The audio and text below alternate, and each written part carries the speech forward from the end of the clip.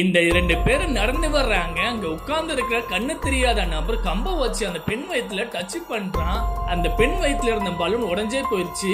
உடனே அந்த பெண் அதிர்ச்சி ஆகுறா. கூட வந்த அந்த பெண்ணுடைய மாமியார் போன் பேசிட்டு வரும்போது அந்த சவுண்டை கேட்டு என்ன சவுண்ட் அப்படின்னு சொல்லி நினைச்சிட்டு அப்படியே திரும்பி பார்க்க போறாங்க. இவன் டக்குன்னு திரும்பி பார்த்துட்டு என்ன பண்றா திரும்பிட்டு அப்படின்னு சொல்லி இவங்க கேக்குறாங்க. அவளும் அந்த பலூனை ஊத ஆரம்பிக்கிறா. இவங்களும் பக்கத்துல வந்து அவங்கள தொட ஆரம்பிக்கிறாங்க. இந்த பெண்ணை திரும்பி பார்க்கறாங்க. ஒண்ணு இல்ல, தலை சுத்தமா ஃபீல் ஆச்சு. அப்படியே அங்கேயே நின்று அப்படின்னு சொல்றாங்க.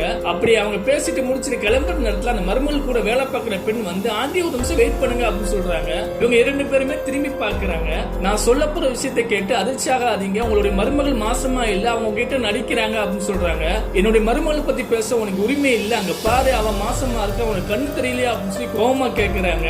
ஆண்டி நான் சொல்றது உண்மைதான், நீங்க நம்பலையா, இங்க பாருங்க அப்படின்னு சொல்லி அவளுடைய வயிற்றுல உள்ள பலூனை உடைக்க ஆரம்பிக்கிறாங்க.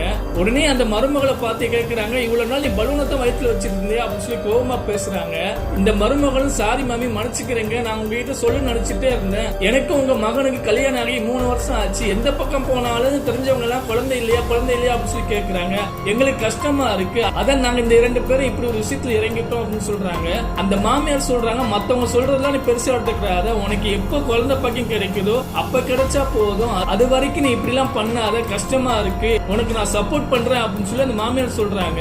உடனே அவருடைய ஃப்ரெண்டு கிட்ட சொல்றாங்க, நீ சொன்னதுக்கு ரொம்ப நன்றி அப்படின்னு சொல்லிட்டு அந்த மருமகளை கையை பிடிச்சு கூட்டிட்டு போறாங்க.